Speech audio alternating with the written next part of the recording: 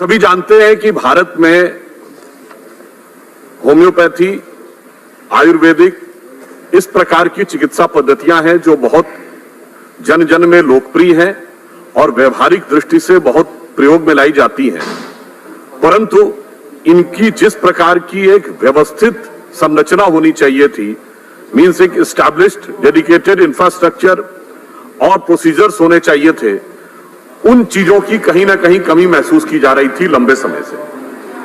वर्तमान समय में देश में होम्योपैथी के 248 कॉलेजेस हैं, 19,000 से अधिक यूजी सीट्स हैं, 1,300 से अधिक पीजी सीट्स हैं और लगभग 2,46,000 रजिस्टर्ड होम्योपैथिक प्रैक्टिशनर्स हैं। यह बात अभी माननीय सदस्यों ने यह संज्ञान में सभी को बताया कि 1973 में एक्ट बना था। माननीय मंत्री जी ने भी अभी आप लोगों के समक्ष यह बात रखी कि उस एक्ट के प्रावधानों के तहत जो काउंसिल काम कर रही थी, उसमें अनेक प्रकार की आपत्तियां, अनेक प्रकार की समस्याएं दिखाई पड़ रही थी। उन्हीं को ध्यान में रखते हुए सरकार ने उनका निराकरण करने के लिए इस बिल को लाने का प्रावधान। इस्टैब्लिश टेक्नोलॉजी को फॉलो करते हुए हम फॉलोअर बन सकते हैं, लीडर नहीं।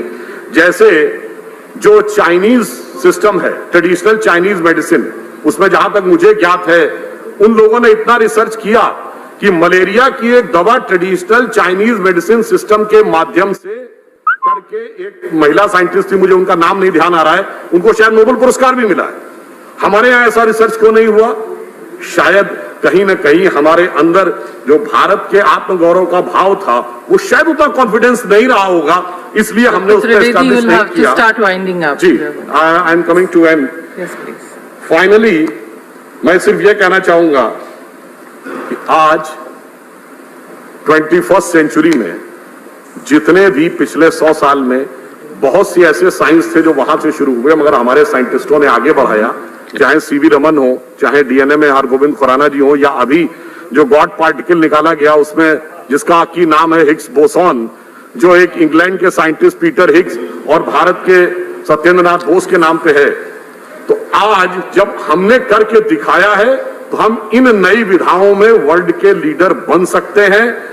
और हमारी सरकार ने मोदी जी के जो एक अभिनव प्रयोग करने की क्षमता है, उसी के चलते हम इसमें एक नए डायमेंशन के साथ आगे बढ़ रहे हैं। और यदि वेदों का वह वाक्य सार्थक करना है, जीवेम श्रद्धा शतम, पश्येम श्रद्धा शतम, शृणयाम श्रद्धा शतम, अदीनास्याम श्रद्धा शतम, अर्थात 100 वर्ष तक जिए, 100 वर्ष तक देखें, 100 वर्ष तक सुने और 100 वर्ष तक रोग से प्रभावित ना हो, तो वो इन्हीं व्यवस्थाओं के द्वारा संभव है। यह कहते हुए मैं